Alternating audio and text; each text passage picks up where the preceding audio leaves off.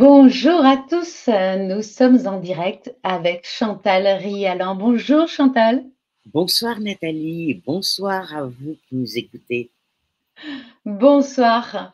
Je ne doute pas que les sujets que nous allons aborder vont vous passionner tous parce que Chantal est une psychologue, mais qui travaille déjà depuis plus de 30 ans sur notamment la psychogénéalogie. Et d'ailleurs, vous avez été à l'origine pratiquement de la psychogénéalogie. Et également, eh bien, aujourd'hui, vous faites des consultations partout en France en visio parce que vous êtes à Los Angeles, n'est-ce pas? Oui, et c'est très Voilà, pratique, je peux travailler avec la France et avec plein d'autres pays où il y a des francophones. Voilà. exactement. Et donc, vous avez aussi une chaîne YouTube. Et puis, vous avez d'ailleurs fait de très belles vidéos sur la chaîne je Tistria. savais que j'allais avoir un problème pour le dire. Tristria. Tistria, merci à Anthony Chen. Voilà, vous avez fait vivre sa divinité intérieure, vivre sa spiritualité au quotidien. Et puis également, avoir enfin confiance en soi. Ce sont de magnifiques vidéos. Donc, merci à toutes les personnes qui sont en train de nous rejoindre et vous êtes déjà nombreux. Je vois que vous préférez être avec nous que devant un mauvais film et vous avez bien raison. N'hésitez pas à nous faire un coucou sur le chat, à nous dire qui vous êtes et d'où vous venez. Bien évidemment, je vais regarder les questions que vous poserez pour Chantal et je lui dirai dès que possible. Voilà. Alors, Chantal, oui, on l'a dit, vous consultez en visio, vous recevez donc des personnes pour en France et en francophonie, on va dire, hein. Voilà. Ou dans Vous vous d'autres aidez, pays où il y a des Français. Voilà. c'est ça, voilà, voilà. Vous aidez à comprendre bien les mémoires, disons l'héritage émotionnel que nous ont légué nos ancêtres. Alors, je travaille la psychogénéalogie d'une façon qui est un peu différente de beaucoup de personnes. Pour moi, la psychogénéalogie s'insère dans une psychothérapie. Et la psychogénéalogie permet d'aller plus rapidement dans les causes qui ont provoqué des mal-être. Il y a aussi des choses positives dans la psychogénéalogie. On a parfois des trésors dans notre histoire généalogique qu'on ne voit pas. C'est vrai. Et puis, ça permet aussi de faire un travail sur le pardon. Alors, ça ferait l'objet Oui, d'une, d'une, d'une séance entière. Mais en général, on ne veut pas pardonner parce qu'on estime que c'est nier notre souffrance, que c'est donner l'autorisation à tout et n'importe quoi, alors qu'en fait, le pardon est absolument nécessaire, non pas pour l'autre, pour soi. Parce que tant qu'on n'a pas pardonné, on a un poison en soi qui nous fait du mal. Donc le but est de prendre conscience de la névrose de notre entourage et de vraiment de se libérer. C'est très difficile de faire face à la névrose psychologique.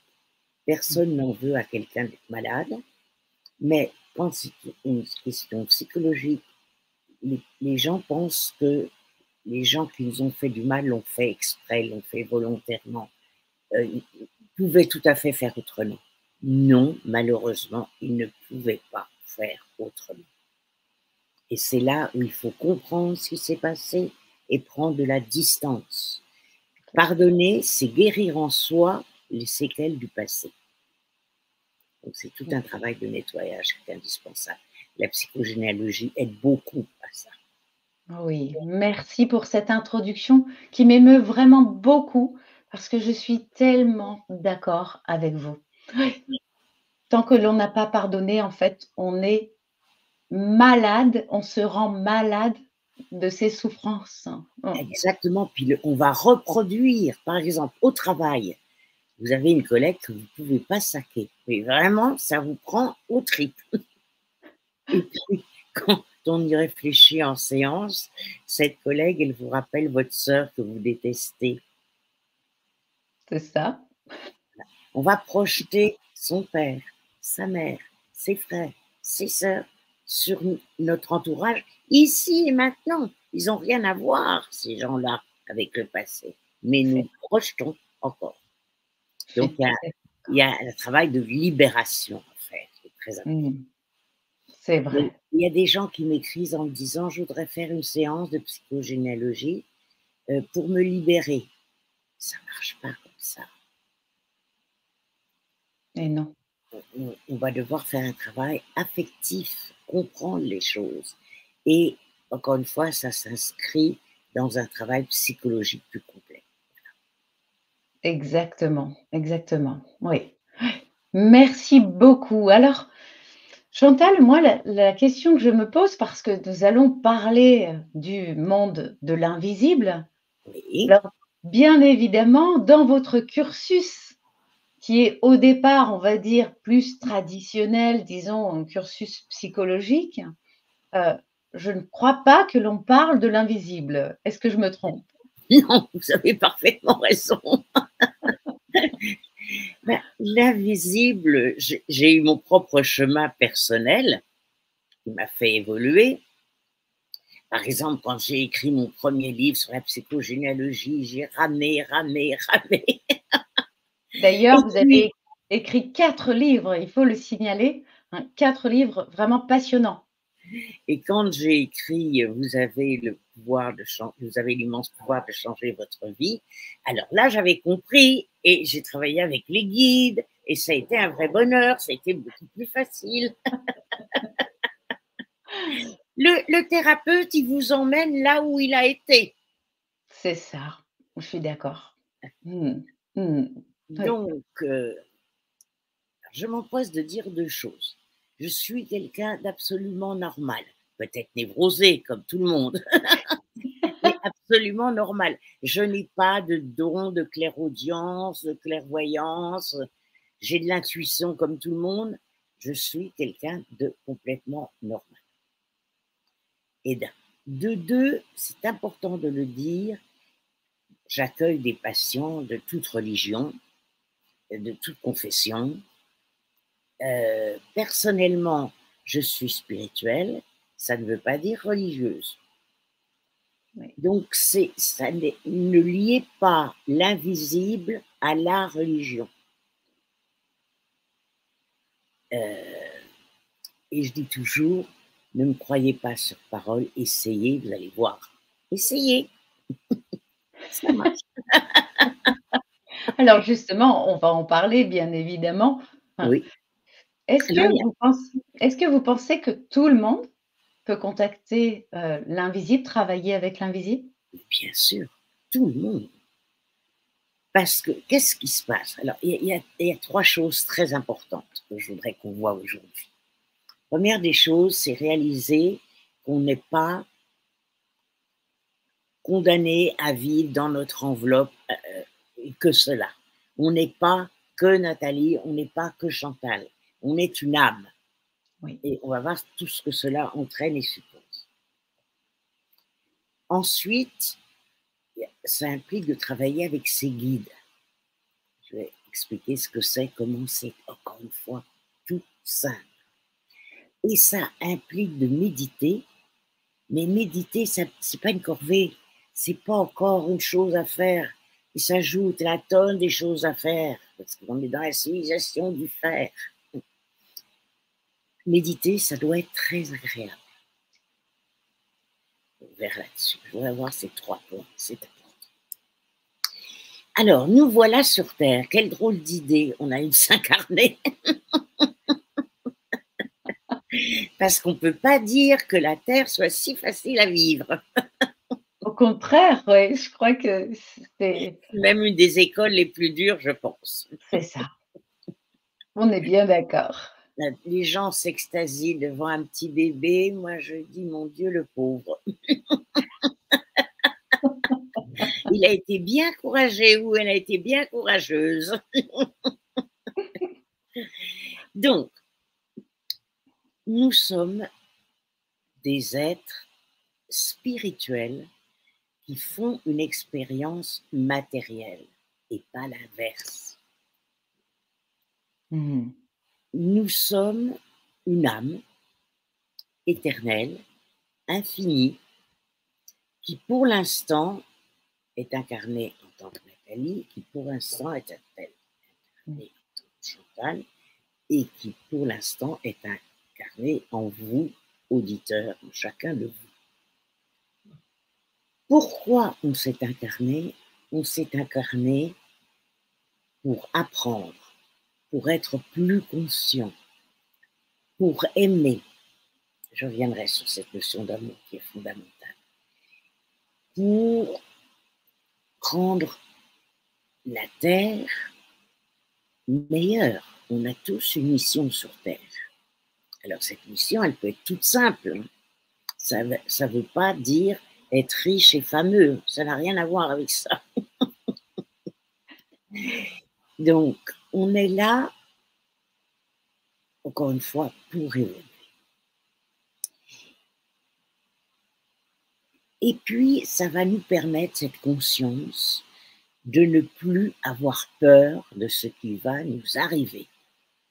Parce que finalement, en tant qu'être humain, on navigue entre l'amour et la peur. Tout à fait. Alors, l'amour qui ne fait pas mal, c'est l'amour universel. Nous venons, avant de nous incarner, d'un amour universel total. Je vous invite à regarder, lire, écouter des témoignages de mort imminente ou de near-death experience, c'est la même chose. C'est hallucinant, tous ces gens racontent la même chose. Il y a plusieurs stades et tous les gens parlent d'un lieu qui est plein d'amour. Une patiente, parce que j'ai des patients qui avaient fait des MDR, disaient, mais j'étais la fleur, j'étais l'arbre, j'étais le brin d'herbe, j'étais tout, et j'étais bien. C'est l'amour auquel on aspire. Or, sur Terre, malheureusement, c'est pas du tout la même chose. Les parents essayent d'aimer leurs enfants du mieux qu'ils peuvent et de leur donner le meilleur. Là, j'ai eu une rencontre avec un monsieur que j'aime beaucoup qui nettoie ma moquette régulièrement et qui a eu récemment une petite fille alors que c'était pas du tout prévu au programme parce qu'il a un certain âge. Et il me dit, mais j'ai tout un programme pour elle. Je dis, c'est bien, mais il va aussi savoir ce qu'elle veut, ce qui lui convient. Parce que dans son anxiété de père d'un certain âge, alors il est aux États-Unis, il a déjà fait des fonds pour le collège, etc. Mais il veut lui donner les meilleures chances. Oui, mais selon son point de vue. Donc, les parents les plus évolués vont faire tout ce qu'ils peuvent avec amour, mais ils vont faire en fonction d'eux-mêmes. Ils vont faire en fonction de leur famille, de ce qu'on leur a dit qui était bien et pas bien. Bien sûr. Alors qu'en fait, l'enfant, il demande qu'on l'accompagne. Le plus beau cadeau, les plus beaux cadeaux qu'on peut donner à un enfant, c'est donner confiance en soi et lui donner confiance en la vie. Donc finalement, lui transmettre des choses de l'ordre du sacré.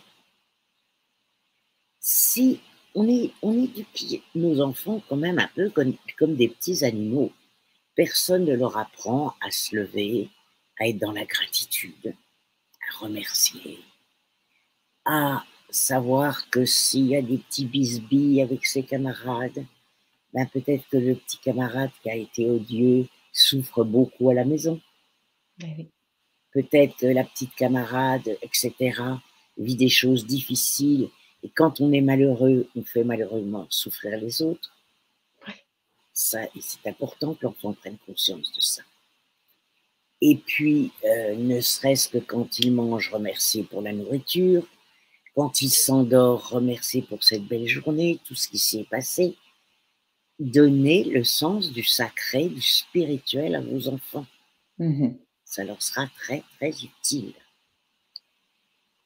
Bien sûr que les enfants ne sont pas du tout dans l'amour universel par rapport à leurs parents.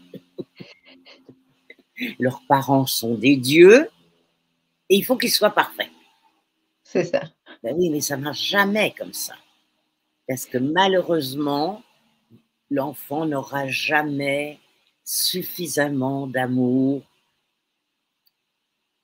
Et il en veut toujours en plus et en plus et en plus. C'est ça. Il trouvera toujours quelque chose à reprocher. Absolument, absolument. Ou à comparer. Et C'est puis, ça. avec les frères et les sœurs, bien sûr qu'il estime que ses frères et les autres sont plus aimés que lui. Exactement. Et là, ça crée des différences et donc ça active des blessures. Absolument, absolument. Le couple, n'en parlons pas. Le couple, je t'aime, c'est souvent aime-moi. Et puis, c'est pas mon chéri, tu es libre. Hein. Non. Mon chéri, fais ce que je veux. Alors là, Mmh. je t'aimerais.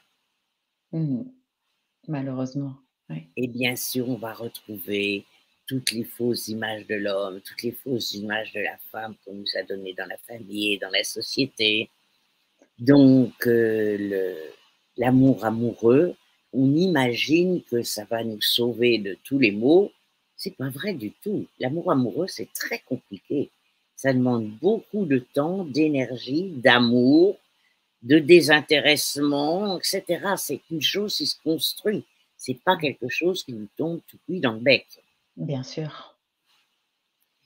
Et c'est finalement évoluer à deux, c'est évoluer plus que si on était tout seul. C'est pas la baguette magique, l'amoureux ou l'amoureuse va pas vous guérir de votre passé. C'est impossible. C'est vrai. Ouais. Est-ce que vous pensez que on peut arriver à l'amour inconditionnel sur terre?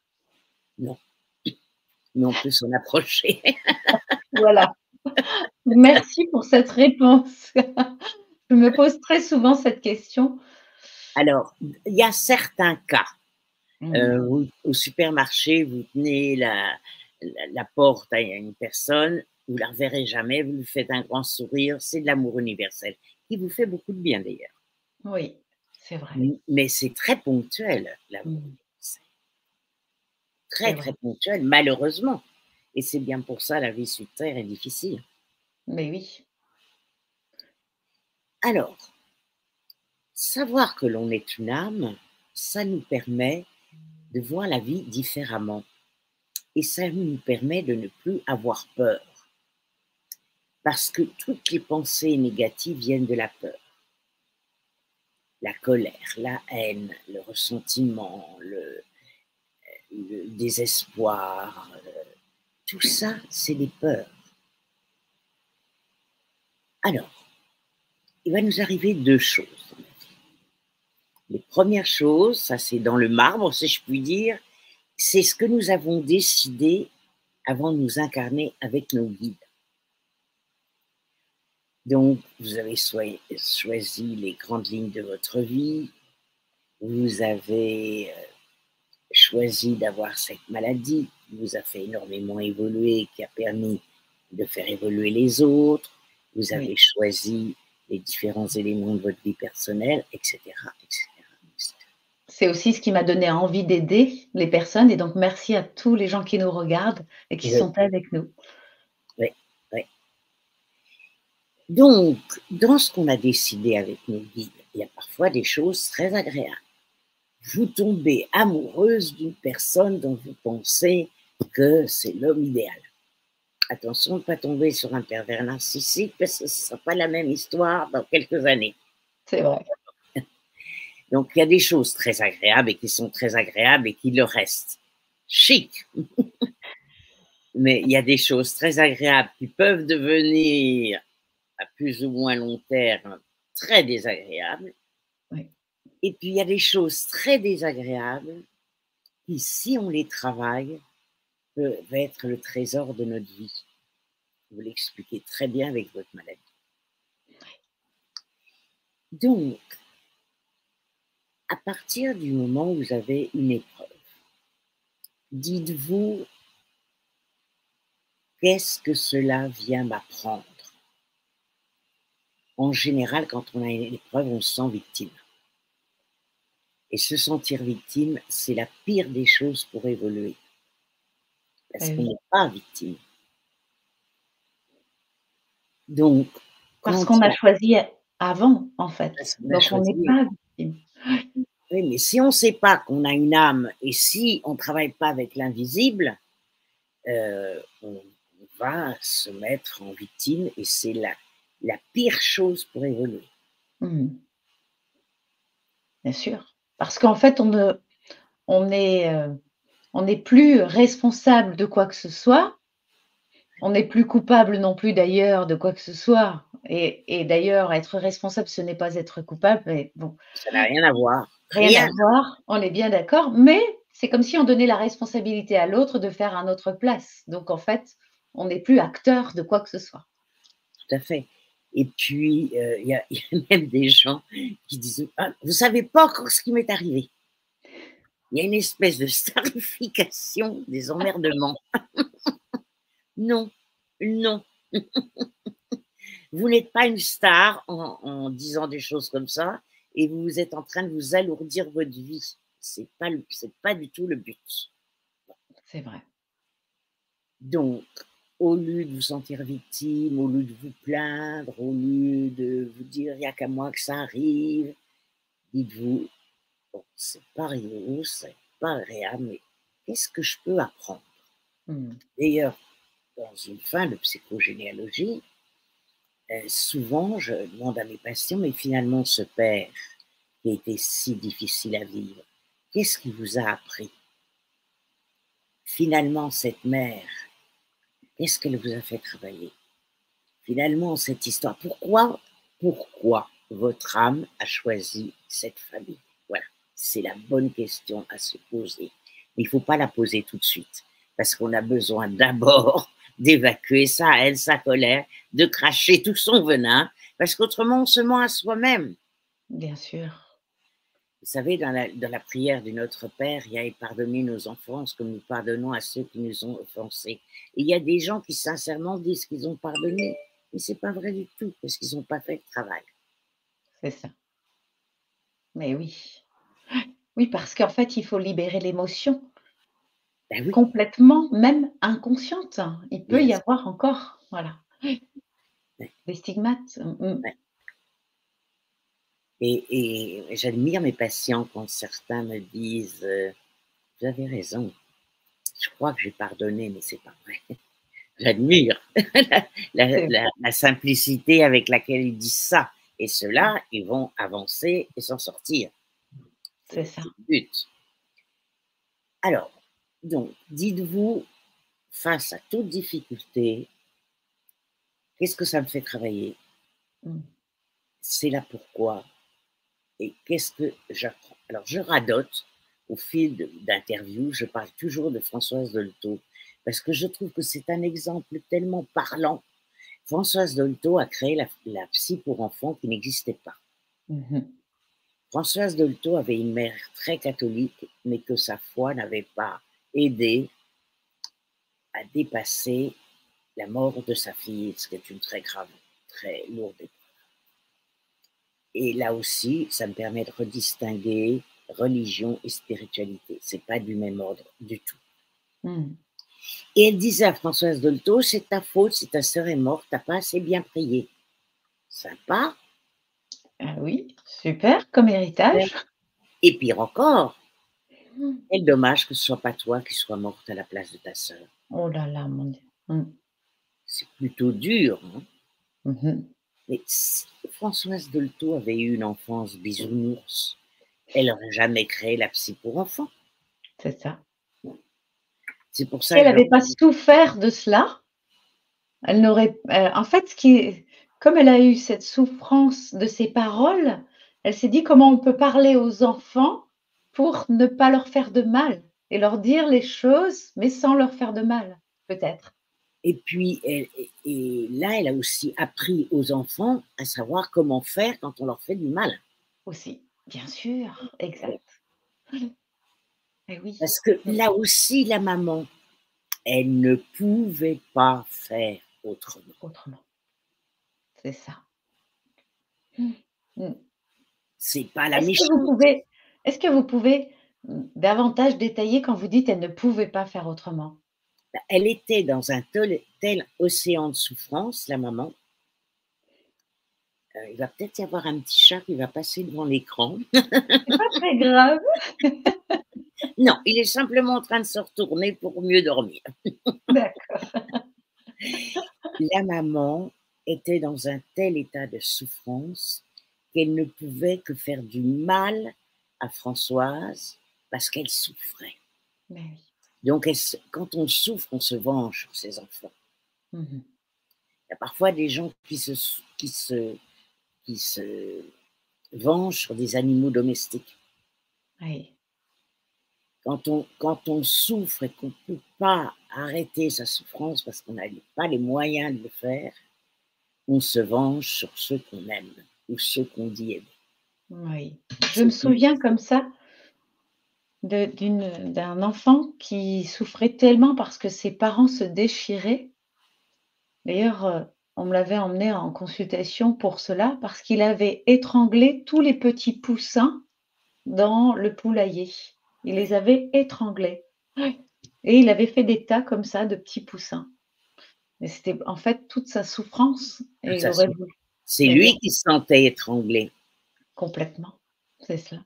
Oui, Malheureusement, les pauvres petits poussins, ils étaient à la mauvaise place au mauvais moment. Mais bon, c'est ça, mais lui exprimait: «On m'étrangle». c'est ça.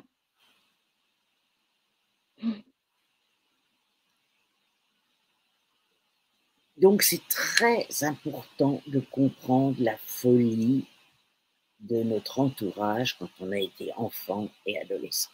Mmh mh. Et encore une fois, la plupart du temps, ils ne pouvaient pas faire autrement. Et puis, il y a d'autres choses qui vont nous arriver dans la vie. Vous pensez bien qu'on n'a pas programmé tous les jours de notre vie parce que ce serait très contraignant, très embêtant. Donc, il y a les grandes lignes qu'on a choisies. En général, le métier, les enfants, quand on en a, les conjoints, etc., etc. Bon, la famille. Et puis, il y a le chaque jour. Alors, le chaque jour, c'est tout simple à comprendre. Vous vous levez de bonne humeur. Tout va bien. Il fait beau, la vie est belle. Vous avez des petits ennuis dans la journée. C'est pas bien grave. Vous prenez ça très, très paisiblement et très joyeusement. À l'inverse, si vous vous levez de mauvaise humeur et que vous ne savez pas que vous pouvez travailler avec vos guides pour ne pas rester de mauvaise humeur, ben, vous allez avoir immanquablement une journée catastrophique parce que vous allez être ronchon, vous n'allez rien supporter, vous allez agresser tout le monde, vous allez vous fâcher avec des gens, vous allez faire du difficilement réparable à cause de votre mauvaise humeur. Comme quoi, quand on souffre, on fait souffrir. C'est ça. Oui, exactement. Donc, Alors dites-nous, si parce que vous aidez vous nous dites: «Si on ne travaille pas avec nos guides». J'imagine que les personnes qui sont en train de nous regarder, et d'ailleurs vous êtes nombreux et merci pour cela, se disent: «Mais comment on fait pour merci travailler à avec vous. nos guides, Chantal?» Alors, c'est tout simple, comme d'habitude. On fait toujours des tas de choses compliquées, c'est tout simple. Alors, qui c'est nos guides? Alors, nos guides, c'est des êtres de lumière. Certains ont été incarnés, d'autres pas, peu importe.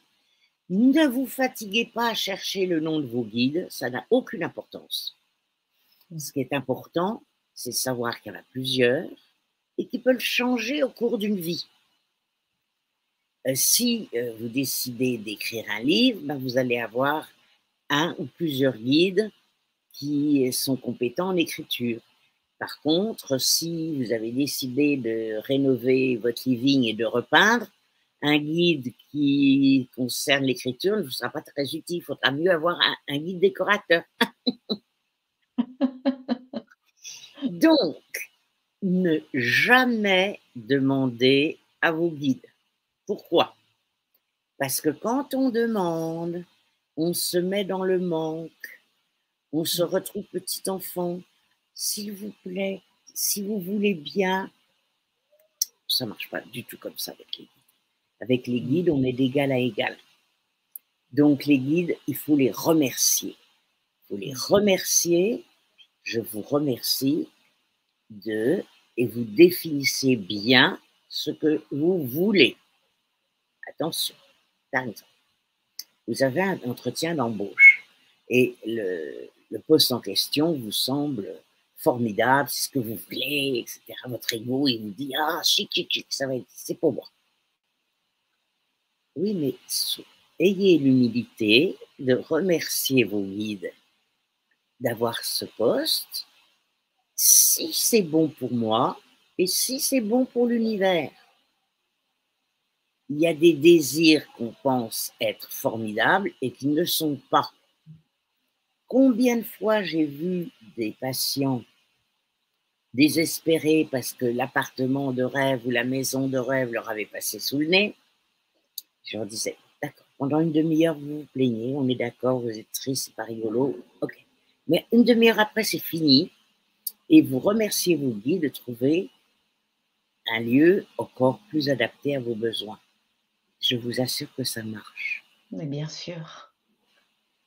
C'est très important. Si une chose ne se fait pas, c'est qu'elle ne devait pas se faire.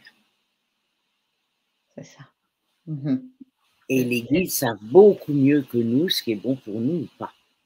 Exactement. Ma maman, si je peux citer une petite anecdote Bien justement, sûr.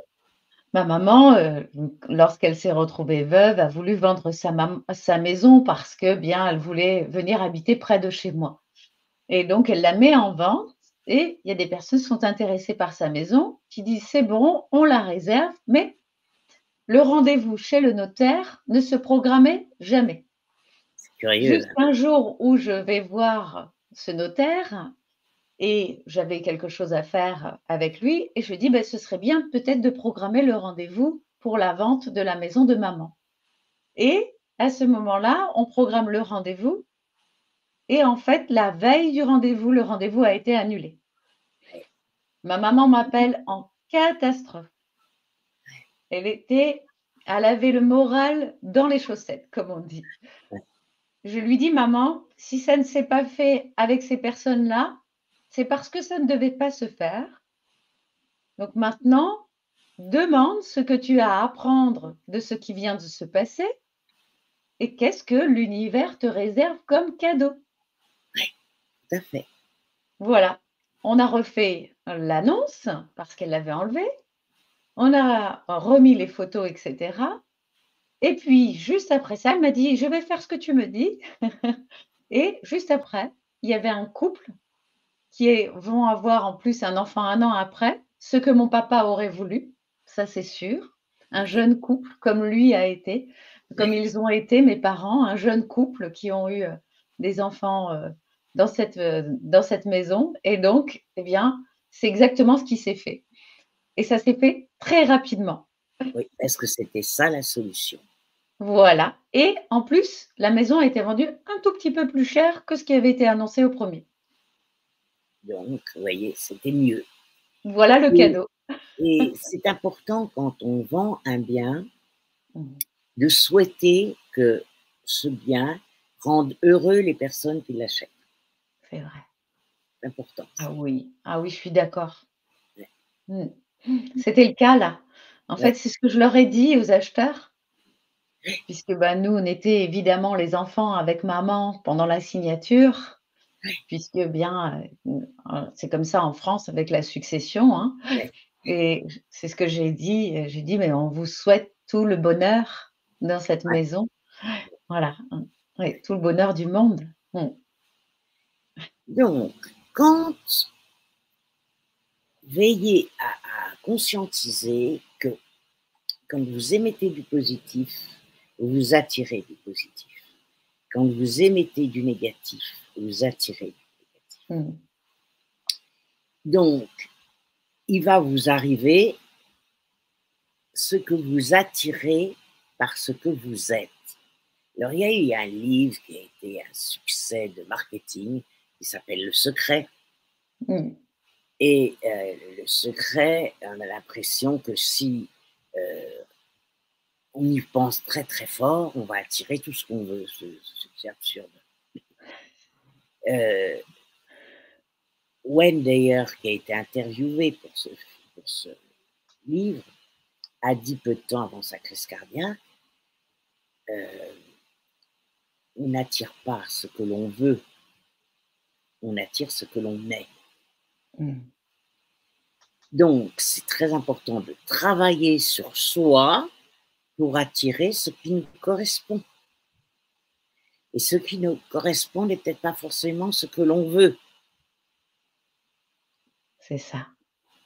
Mais ce qui nous correspond, ce qui est sûr, c'est que ça va nous rendre heureux. Et ce que l'ego veut, ce que l'on veut, ne va peut-être pas forcément nous rendre heureux ou heureuses.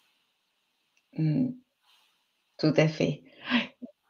Quand on se lève de mauvaise humeur, la première des choses, c'est de le constater et de l'accepter. Je suis de mauvaise humeur. Première question, pourquoi je suis de mauvaise humeur? Il y a peut-être des choses qu'il faut changer dans sa vie parce qu'il y a des choses qui ne nous conviennent plus. C'est l'occasion. Ce n'est pas normal d'être de mauvaise humeur. C'est quelque chose qui ne convient plus ou pas.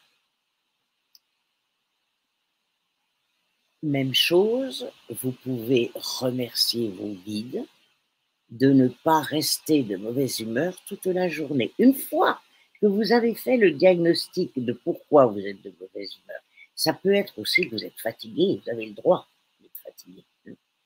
Il va peut-être falloir veiller à dormir un peu plus. Il va peut-être falloir, vous voyez, il y a des solutions pratiques. Bien sûr. Et après, vous remerciez vos guides de retrouver votre bonne humeur et vous ne resterez, je vous promets, pas toute la journée dans une humeur épouvantable. Dieu merci. Parce que ça vous évitera de vous faire du mal et de faire du mal.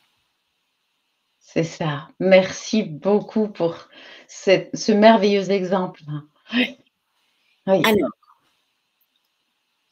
l'autre chose importante, c'est la méditation. Attendez, j'avais noté quelque chose et je crois que je l'ai oublié.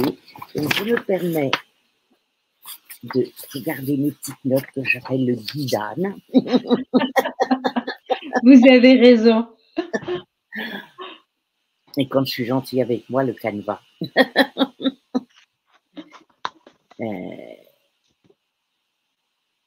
Oui, ne jamais demander parce que ça évoque le manque, tandis que remercier, ça évoque la confiance et la gratitude. Comme si c'était déjà fait. Absolument. Donc la confiance et la gratitude. Et voilà. Alors, ce qui nous est demandé avec nos guides, c'est d'être conscient de leur présence. Évidemment, c'est la seule chose qu'on a à faire. On n'est pas habitué à de temps en temps. Vous avez pensé à travailler avec vos guides? Ah non, j'ai oublié. Pensez, mettez des post-it, parce que c'est pas du tout notre culture.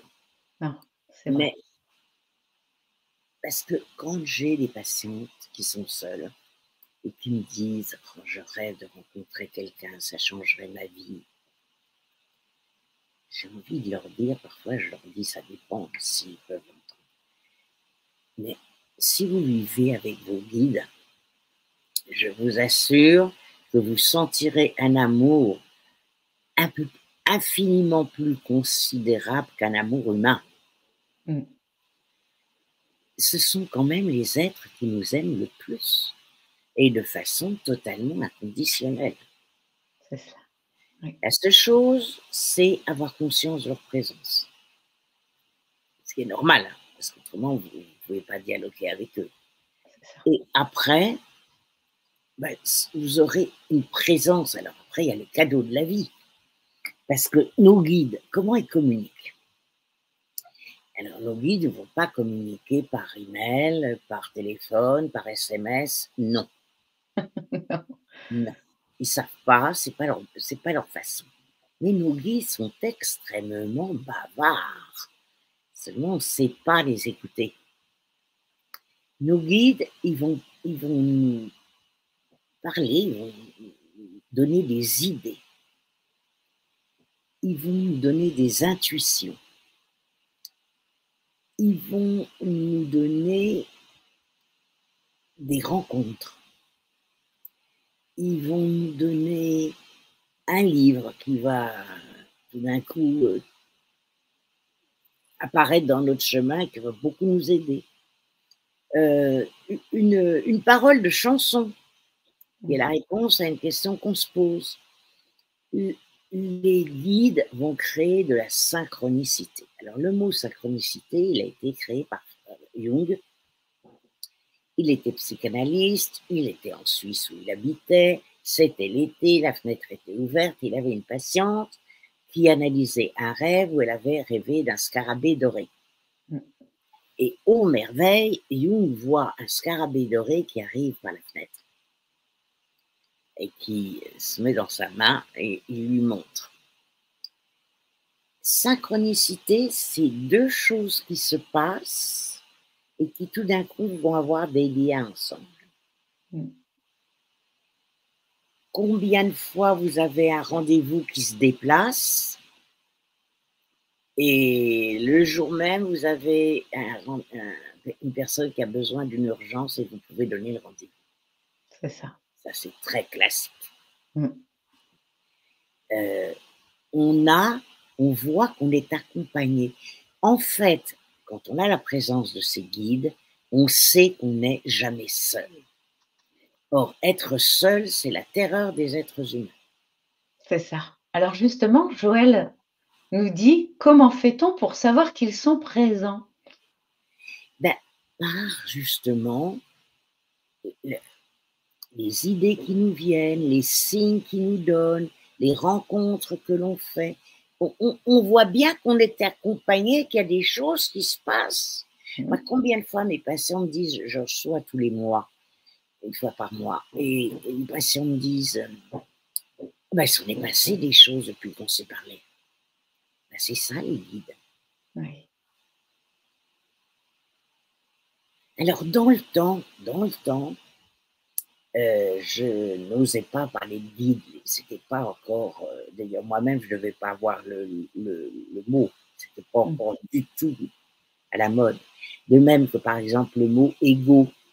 Ah oui. Le mot égo est un mot qu'on n'utilisait jamais en psy, c'était de l'ordre des religions.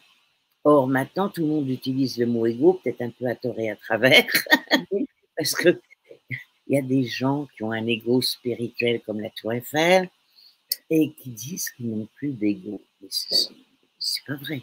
On ne peut pas vivre sans ego, parce qu'on a besoin de dire moi je pour exister.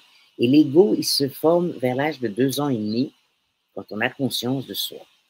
Le drame de l'ego, c'est qu'il nous fait souffrir. Mais il faut le dorloter, notre ego.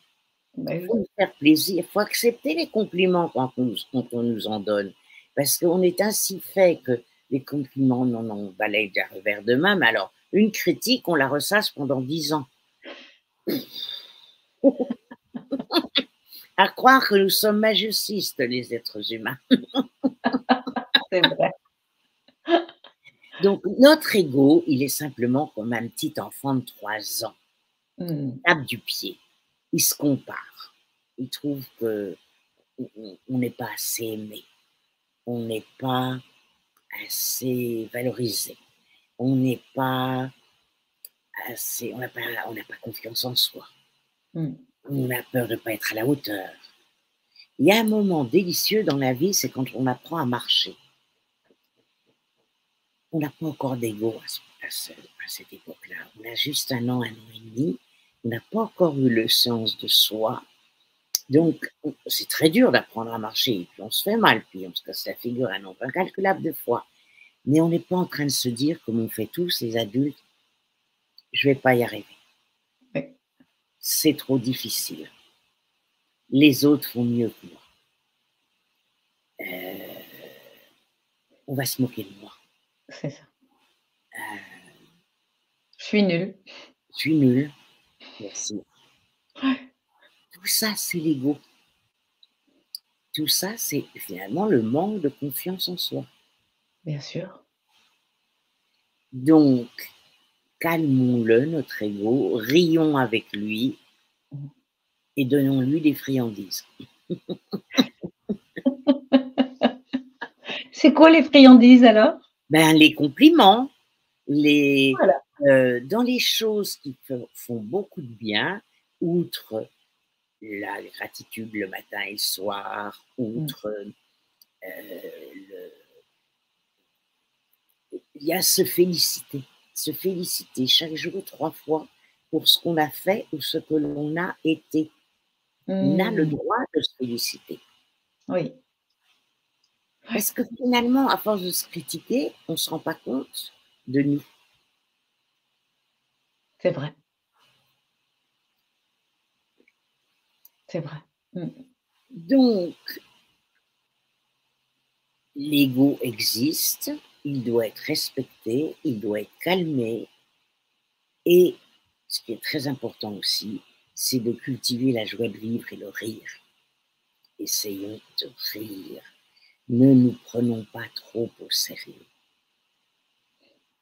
C'est ça. Je pense que je suis tellement d'accord avec vous. J'ai longtemps perdu ma joie, et notamment dans le travail. J'ai rencontré beaucoup de gens. Moi, je me forçais à travailler même si je n'étais plus dans la joie. Aujourd'hui, je fais carrément l'inverse. Parce Si qu'il j'ai fallait, il faut, tu dois, je dois, marche ou crève. Exactement. C'était marche ou crève.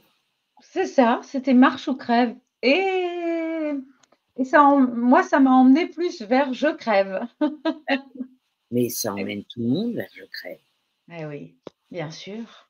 Et il y a Une beaucoup de gens qui travaillent aujourd'hui et qui n'aiment pas leur travail, qui ne sont pas dans la joie et qui développent beaucoup de maladies. D'ailleurs, c'est aussi pour cela qu'on a une recrudescence des maladies, je pense. Et je pense aussi que la valeur travail existe beaucoup moins. C'est vrai, Et je suis ça, d'accord. c'est quand même très grave. Oui, Parce que le travail, c'est quand même le service, au sens large du terme. C'est de l'amour, le travail. c'est ça, Mais il n'y a plus cette valeur-là. Parce c'est qu'il y vrai. a plus le sentiment d'être exploité, de ne pas être respecté. Il faut dire que le management en France est lamentable. Mmh, Les employés ne se sont pas respectés, félicités. Féliciter quelqu'un, qu'est-ce que ça fait du bien. Et bien si sûr, vous voulez que vos enfants fassent des progrès, au lieu de les critiquer, il faut les féliciter parce qu'ils sont tout contents et ils veulent faire mieux. c'est ça. Donc, alors on va peut-être arriver à des aménagements du travail dans notre société dans l'avenir. Peut-être qu'il y a il y a des expériences qui sont faites de travail de semaine de 4 jours de travail. Ah oui. Moi, mon Et, mari, c'est déjà comme ça dans son entreprise. Il a une petite PME avec 5 employés, qu'il aime beaucoup et qu'il chérit beaucoup d'ailleurs, et il les fait déjà travailler depuis de nombreuses années, 4 jours par semaine.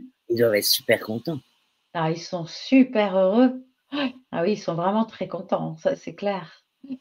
C'est venu d'une demande de travailler, de pas travailler un vendredi, et puis il s'est Ouais, dit: «Bah, tiens, c'est une bonne idée. Si je leur fais faire les 35 heures sur 4 jours, après tout, ils seront que mieux», ben oui, et puis en plus, il y a moins d'absentéisme parce que quand bien ils ont sûr, besoin d'un bien sûr. rendez-vous pour un chez le docteur ou n'importe où, bien ils le Ouais. prennent pour ce jour-là, c'est chouette. Alors, on va peut-être arriver à une société où il y aura un salaire unique Oui. Mmh. et après travailleront les gens qui veulent travailler ou qui sont extrêmement spécialisés. Oui. Peut-être que je fais partie de l'ancienne génération Moi, j'aime travailler. Mais j'ai la J'aime chance de faire ce que j'aime. c'est ce que Mais j'allais dire. pas du travail. Mais voilà, moi c'est pareil, je travaille pas une seule journée. J'adore ce que je fais Et et voilà. pourtant, voilà, j'arrête jamais. Alors, Même le dimanche. il faut quand même respecter, oui, même le dimanche, quand il y a quelqu'un qui vous le demande comme moi. Ben oui, parce que les autres jours, je travaille. C'est mais j'avais tellement envie de vous recevoir Chantal. Quand vous parlez, c'est comme un baume sur notre âme. Ça, j'y peux rien, ça m'a été donné. Il paraît que Oui j'ai une voix qui fait du bien. et vous C'est un avez des cadeau, paroles, merci, merci. c'est J'y vrai peux et vous rien. avez des paroles guérisseuses. Ouais. Ouais, merci pour cela. Alors, je voudrais terminer par la méditation. Alors, ne méditez que si c'est agréable de méditer. Ne vous faites pas encore une obligation de plus Mmh. avec un emploi du temps déjà hyper chargé. Méditer doit être agréable. Je vais vous raconter une petite histoire personnelle. Fin août, j'ai adopté un petit chat que j'adore. Et je voulais l'appeler Joy, c'est-à-dire joie. Et ce serait trop loin ici, pas intéressant. Par miracle, j'ai eu un chat qui ressemblait énormément à un chat que j'ai adoré et avec lequel j'ai vécu pendant 17 ans, qui s'appelait Arcane. Et ne vois-tu pas que sort du shelter un petit être qui ressemblait vraiment à mon Arcane. Je me suis dit, je ne vais pas l'appeler Joy, je vais l'appeler Gift, c'est-à-dire cadeau. Mmh. Et récemment, mon petit Gift, je voyais qu'il était malade, qu'il ne se lavait plus. Il a fallu lui arracher toutes les dents. C'est une stomatitis, c'est une maladie très grave. Ils peuvent Ah en oui, mourir. Et c'est pas une maladie simple. Et en plus, aux États-Unis, ça coûte une fortune. eh oui.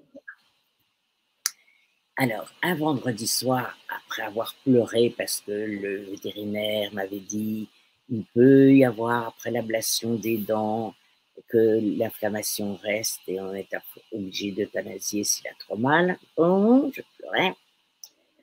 Et j'ai appelé une amie, puis une deuxième amie, personne n'a répondu. Et je me suis dit, mais qu'est-ce que tu cherches là? Qu'est-ce qu'elles te vont dire, ces deux dames? Elles vont te dire que c'est très cher. Elles vont te dire que les assurances santé pour les animaux sont malhonnêtes parce que j'avais payé une assurance qui n'a jamais couvert rien, rien, rien du tout. Ni l'opération, ni la visite avant, ni les médicaments, rien. Donc je me suis dit, qu'est-ce que ça va t'apporter? De te plaindre, de te sentir victime, c'est pas ça qui va t'aider. Alors, on va prendre le problème autrement. Vous savez, c'est pas compliqué d'éviter. Hein. Je me suis assise dans ce fauteuil-là, face à mon ordinateur. J'ai respiré, j'ai fermé les yeux et je me suis concentrée sur ma respiration tranquille. Et je me suis concentrée sur autre chose. J'ai remercié mes guides de trouver la solution idéale. C'était le vendredi soir. Samedi matin, je me réveille et je me dis, mais ma banque, parce qu'ici on a des tas de cartes de crédit, ma banque, on existe ici non pas parce qu'on gagne, parce qu'on dépense et ce qu'on rembourse. C'est une autre mentalité. Et je me dis, mais j'avais vu dans ma banque que j'ai 2 cartes de crédit et ils me font des propositions de prêt. Bon, en une demi-heure, uniquement par Internet, parce que ça, c'est le bon côté de l'Amérique, vous avez du crédit facilement. J'ai eu un prêt à 8,99% Mmh. sur 3 ans. Et finalement, l'opération de mon petit chat Gift ne me coûtait que 110 $ par mois pendant 3 ans, ce qui était tout à fait gérable.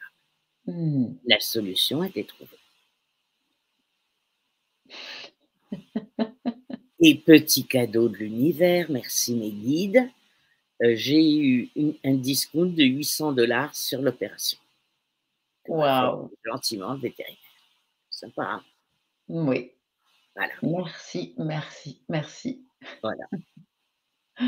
Ouais. Voilà un exemple concret de la méditation. C'est pas pour me donner un exemple, hein. Il y a des tas de fois où je ferais mieux de méditer plutôt que de faire des bêtises. Mais méditer, c'est ça, c'est simplement se centrer. Mmh.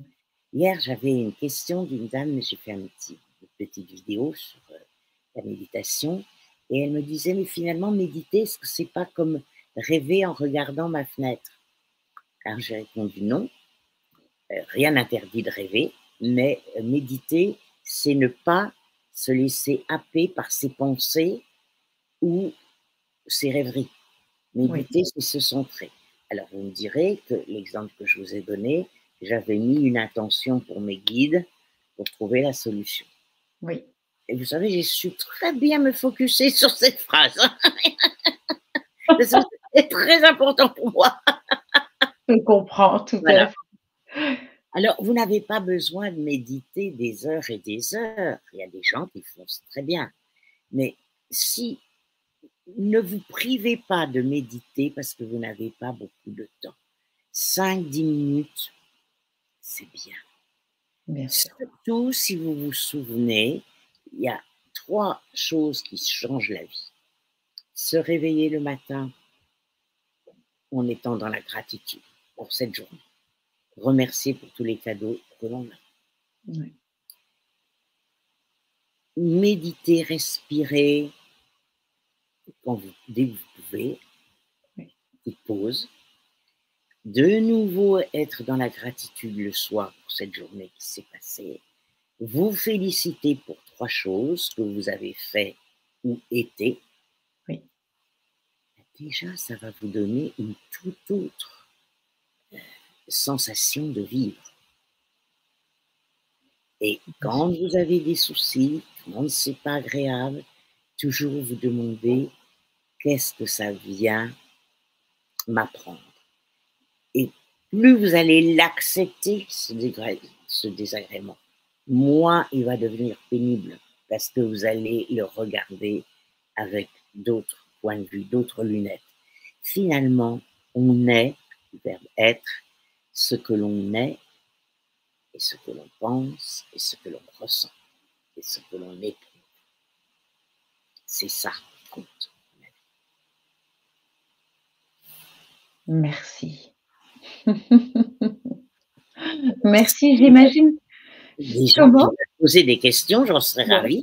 c'est ce que j'allais dire. J'imagine que, eh bien, on a déjà, hein, Chantal, des personnes qui nous disent merci parce que ça nous apporte tellement tout ce que vous dites. Donc, bien sûr, si vous voulez poser des questions à Chantal, n'hésitez pas à le faire maintenant parce que, bien, ça fait déjà 1 heure qu'on est ensemble et on n'a rien vu passer.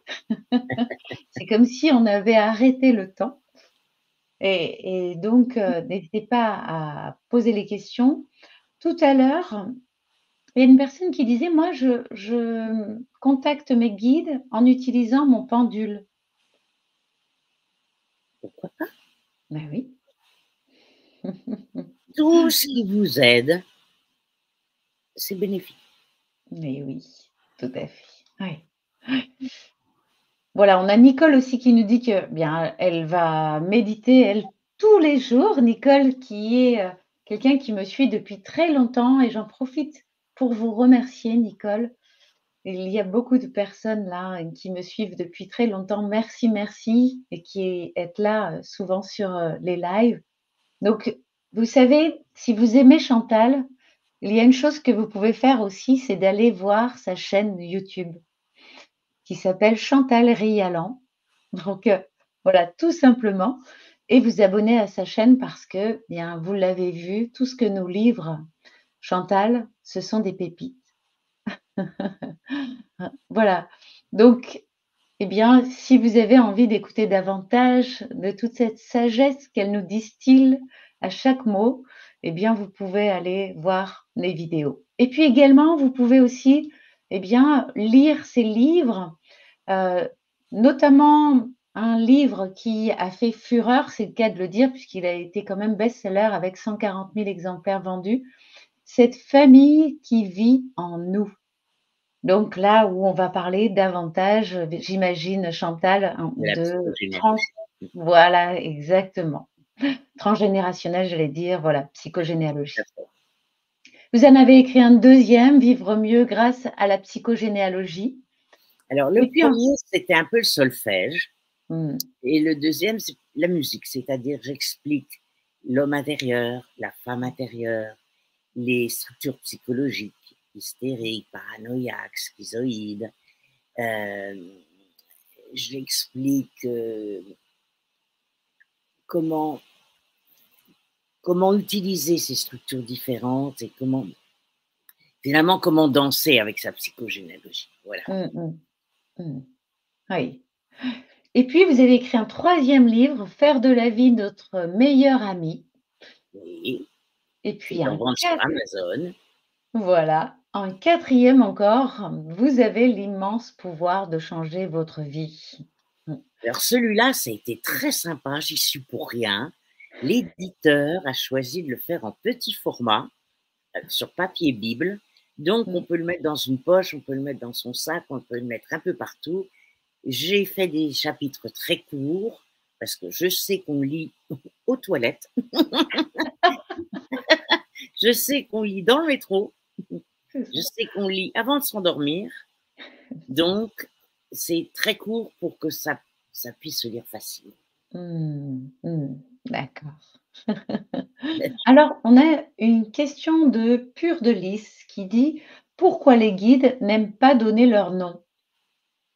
Alors, je ne sais pas s'ils n'aiment pas. Mmh. En tous les cas, moi, je ne sais pas comment faire pour les connaître. Sinon, il y a des gens qui s'intéressent à ça. Je ne Mmh. sais pas, moi. Et Oui. ça ne m'a pas semblé très important. Il faut Mmh. dire que j'ai un grave défaut, c'est que j'ai aucune mémoire des noms. Ceci explique peut-être cela. Alors, il y a des techniques effectivement pour trouver les noms. Ouais, Moi, pendant un moment, j'avais trouvé, le nom d'un de mes guides, mais pareil, je ne l'ai pas retenu et je pense sincèrement que c'était pas important pour lui non plus. Donc, en fait, ça m'a pas semblé, hyper nécessaire de savoir comment il s'appelle parce que nous, ici sur terre, c'est important de nous identifier par des noms. Mais de l'autre côté, en fait, on ne vit pas de la même manière. Je veux dire, on n'est pas des êtres émotionnels. C'est-à-dire qu'ils vont pas être en colère après nous si on ne retient pas leur nom. Pas du tout. Ils sont dans l'amour inconditionnel. je vais même plus loin. Peut-être que le même guide peut avoir plusieurs noms en fonction des personnes dont il s'occupe. Eh oui, Peut-être. c'est ça. Eh oui, eh oui. Anna nous dit: «Merci pour ces propos si enrichissants». Voilà. Nicole aussi, merci, vous nous apportez beaucoup. Comment savoir combien de guides nous avons? De la question d'Anna. Anna, je ne sais pas.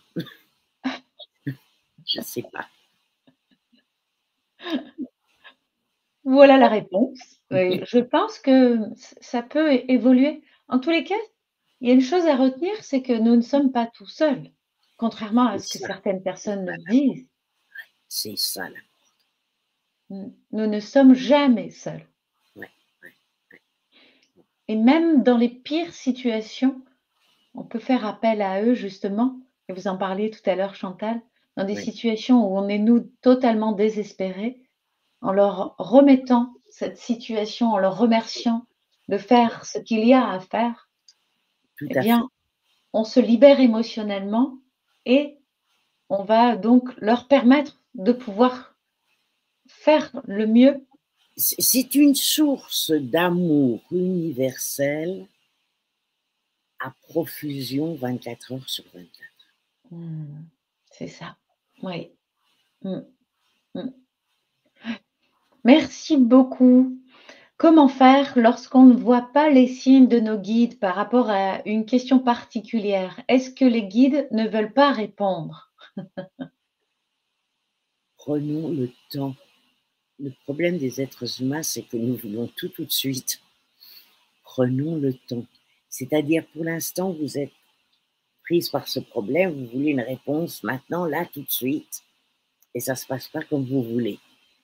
Détendez-vous.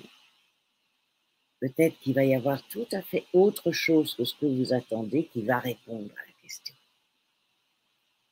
C'est ça, c'est Ou ça. parfois, il faut encore un peu attendre pour avoir la réponse.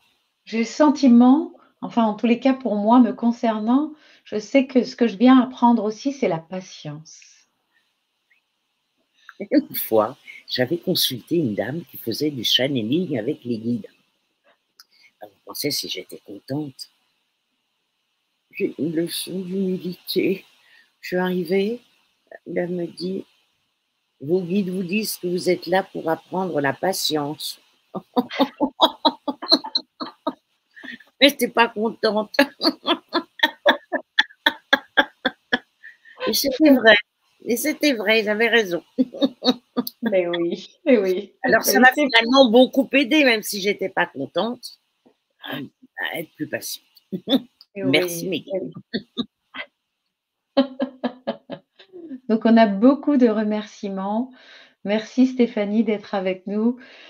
Merci pour vos réponses réconfortantes également. Et puis on a aussi Françoise qui dit: «Je suis entourée d'archanges et de mon ange gardien, un maître également, après mes guides spirituels. Je ne cherche pas effectivement, ce qui importe, c'est que nous soyons protégés et accompagnés». Oui, Tout à fait, Françoise. tout à fait. Alors, à un moment, je disais que quand on n'utilisait pas le mot guide, j'avais trouvé le mot ange, et c'est un Ouais. mot qui va dans toutes les cultures. Ah oui. Donc, ça passait très bien il y a 30 ans, ange. Mmh. Maintenant, on a le mot guide qui me C'est ça. semble très Ouais. approprié. Ah oui, exactement. Voilà, on a beaucoup, beaucoup de remerciements. Joël qui nous dit: «Merci beaucoup pour ce beau live, 2 personnes très lumineuses et bienveillantes».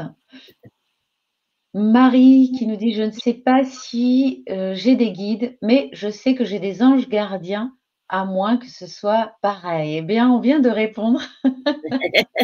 Belle synchronicité. Absolument. Merci à vous 2, un pur bonheur de vous écouter. Le sourire de Nathalie et le rire de Chantal sont fantastiques. Merci Françoise. Alors, n'oublions pas de dire que Nathalie et moi, on s'est parlé un quart d'heure avant, et on a remercié nos guides de nous aider à être utiles. Donc, Exact, n'oubliez pas de remercier nos guides également. c'est ça. Oui, moi aussi je les remercie de tout cœur parce que je vis une vie formidable, remplie de rebondissements et j'adore. J'adore tout ce que je fais, j'adore les personnes que je reçois et je suis tellement heureuse, Chantal, de vous avoir reçue ce soir. Merci infiniment. C'était Oui. très agréable. Et Ah oui, merci de nous avoir écoutés, remerciés. Et l'essentiel, c'est de vivre. Et puis, ne m'écoutez surtout pas sur parole. Mettez en pratique et vous allez voir, ça va être sympa. c'est ça, c'est ça. Oui, exactement. Est-ce que vous voulez le mot de la fin?